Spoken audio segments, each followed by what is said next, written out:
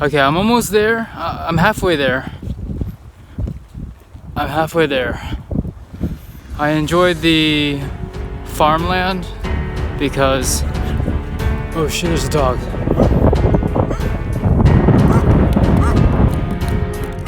I was about to go off the beaten path because there's a straight shot to the ocean and I can walk along the ocean. But man, this is really dark. Like on the map I have like maybe a mile before I hit like, fuck man, I need a taxi. I think this is where I call it quits maybe. Maybe a little further up ahead. Maybe not. If I see a sidewalk, I should be fine. We'll see. I watched the skeleton game and I was trying to do video and my phone just died because it was so cold. My phone just would not survive out there. I'm in the middle of a video like, oh, here he comes. And then my phone just dies. I'm like, no, again. Yeah, so we're just here waiting for skeleton to start. And it looks like a cool place to just hang out with your friends. Just hang out and watch people slide. So now we're gonna find the places where they have the most accidents and post them. And with a general ticket, you can basically walk everywhere except the finish line. The skeleton, where you run really fast with the sled to pick up speed and then you jump on the sled face first down the track. Yeah, there's the feet first one and the face first one and then there's the bobsledding one. It's like, which one do you want to go down? You want to go down feet first or head first? Traffic for England or USA? USA.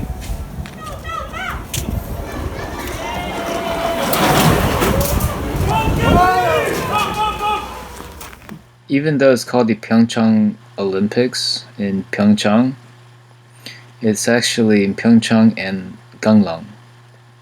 PyeongChang is like more inland with the mountains and you'll have like snowboarding and skiing stuff going on.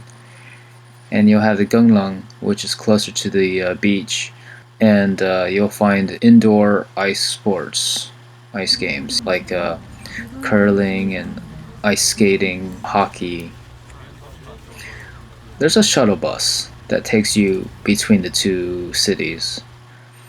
I watched Skeleton from PyeongChang, took the bus back to Gangneung where it was closest to my hotel destination.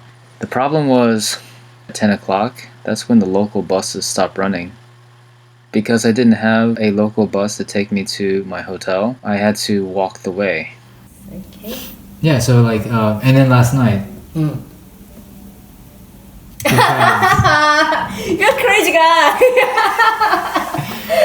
You know. No, you know. It's, but at night you walk from you plan to from Gangneung to here. Maybe more than 3 hours you take, but you decide to walk. You are a crazy guy. Hey, I cannot believe it. 7 miles. So you are crazy. So that's like what, 10 kilometers? 10 kilometers. 10 kilometers. About.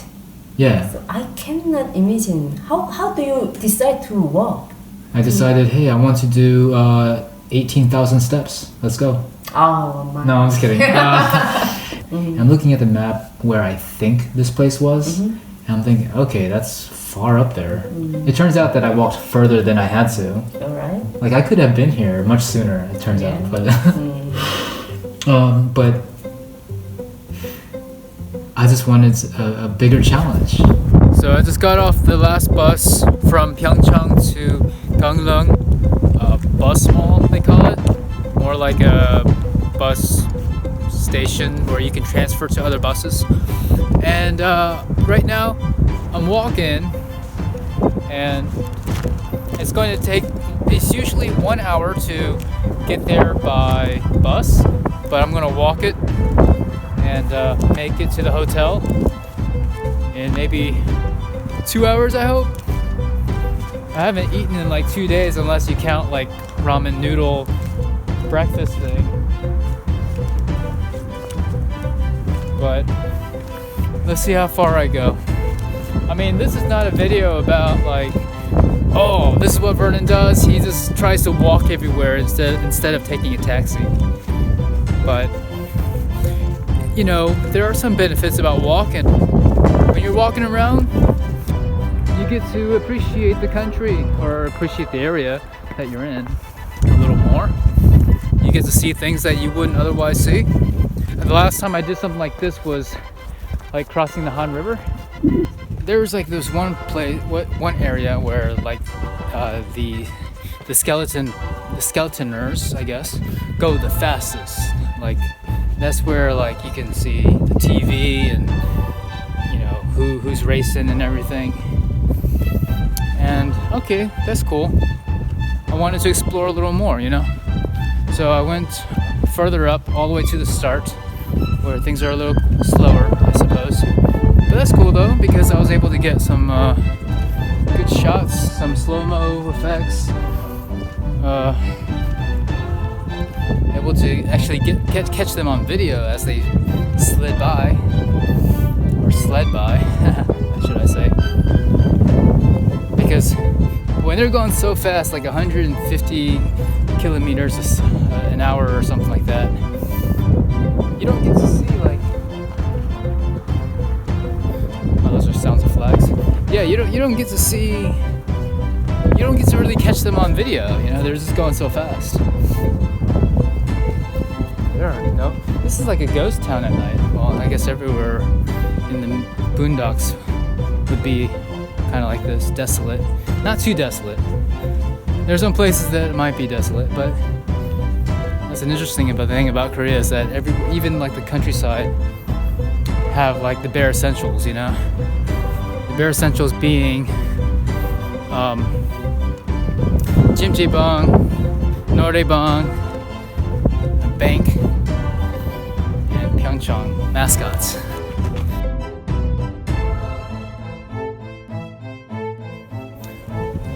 Okay, I'm gonna cut it here for now. Thanks for keeping me company. After 2 hours, I found out that I wasn't in the right place. You're doing all this stuff all day, then you go to the skeleton game, and then you run into this situation where you're lost. And my plan was I'm gonna walk and find a restaurant along the way somewhere. But no, there's nothing out there. Nothing. Just some beach, frozen lakes, I was on the phone trying to figure out what to do with Ivy on the phone for like 1 hour. There it came to a point where like I had already like charged my phone with my backup charger, and I'm like, yeah, I don't know like if we should be talking on the phone for an hour, you know, maybe you should text me because my battery is going to die and this is the last charge right here. I'm in the middle of nowhere, you know. Oh man, I'm so glad I didn't walk along the beach, because walking along the beach, it's just this little lump of land and you're just walking on the top of it. You got the ocean on the one side and you have like a lake on the other. Yeah, a little lighthouse.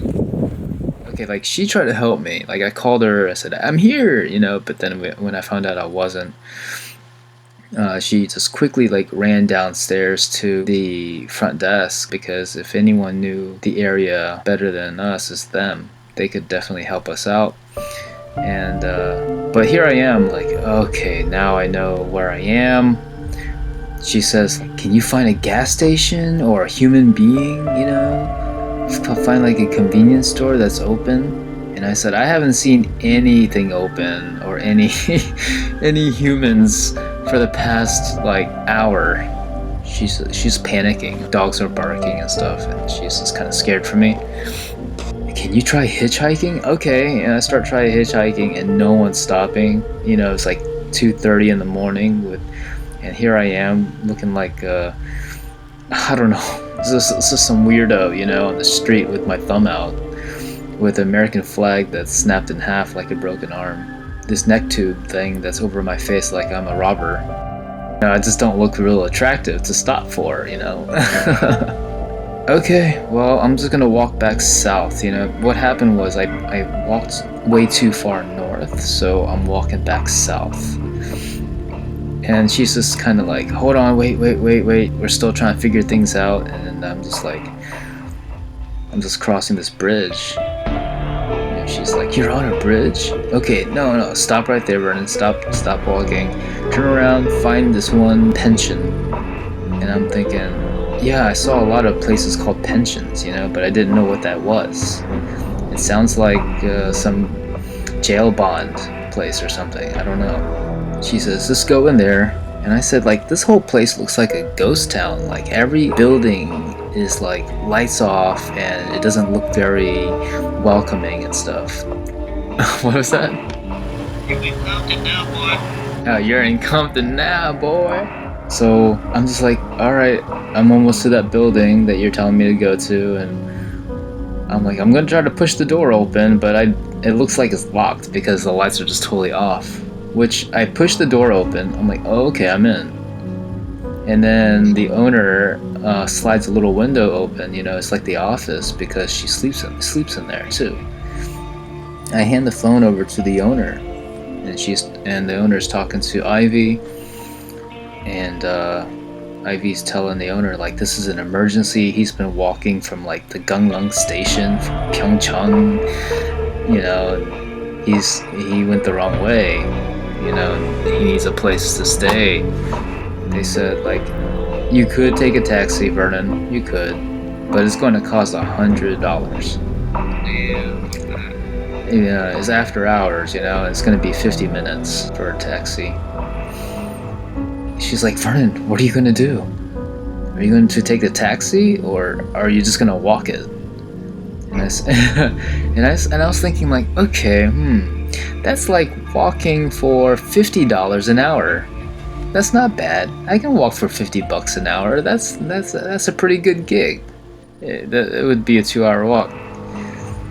I'll be there before the sun rises. It'd be good. Just and I've been lucky this entire time. Ever since I left to go to PyeongChang, my luck, is just boom, boom, boom, back to back. We run into a situation, then I'm lucky again.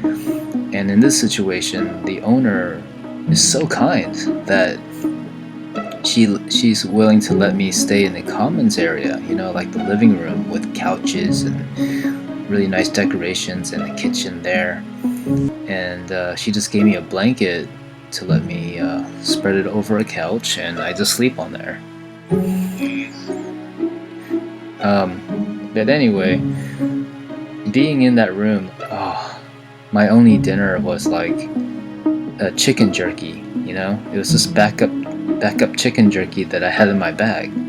Yeah, man, I was so grateful for everything that I had on me and everything that I collected that day, because that commons area was so cold. It was better than outside, but like I collected this small blanket, that's kind of rolled up. I got like a little tote bag, carried on my carabiner on my bag. I just put the blanket in there, didn't think much of it. And then here I am in the situation where I'm using the things on me that I did not think that I would need to use. And it was just helping me, conserve energy and not deplete everything. I was in that commons area and they had hot water, and I was just like drinking it like, oh my god, this is so awesome. This is great to have this hot water. And they had a little powdered coffee, you pour it in, stir it. And that was just like the best tasting coffee ever, I needed the sugar from the coffee packet, some kind of energy, So the plan was I was going to sleep for like 3 hours until the local buses start up again, and catch on one of those and head back down to the Ganglong station where the speed train is, and catch the shuttle bus that goes directly to the hotel. Yes, I've made it. Civilization. Is that story okay? It's not okay, Vernon. You didn't tell me it backwards. And you forgot to throw a stick in the way of the skeletons. You There forgot. was no explosion. Where's the explosion? I'm still waiting for the explosion. What kind of lame story is this shit? Oh no. Hi. Hi. Hi, Vernon's here. Welcome. Hi. You survived. Wow, that ocean is so bright. Just a sea of whiteness. Why don't you put on slippers? Here? Okay.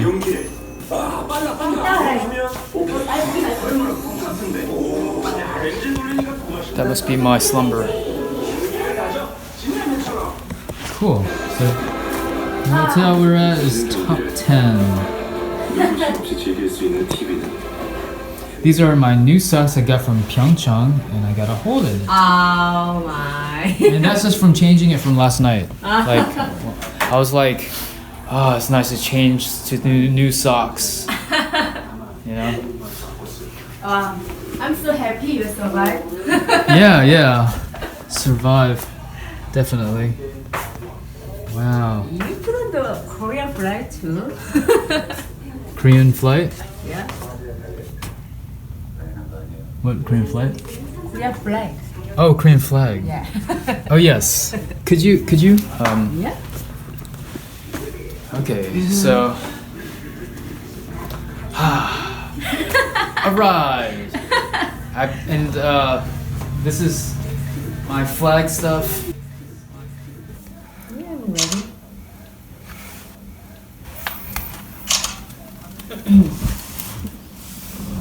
Okay. Hi everybody. Hi. If you can introduce who you are and where we are. I'm Ivy. I'm a bonus friend. We are at in front of ocean. Maybe they can see this beautiful ocean. Really? They certainly can. And much more.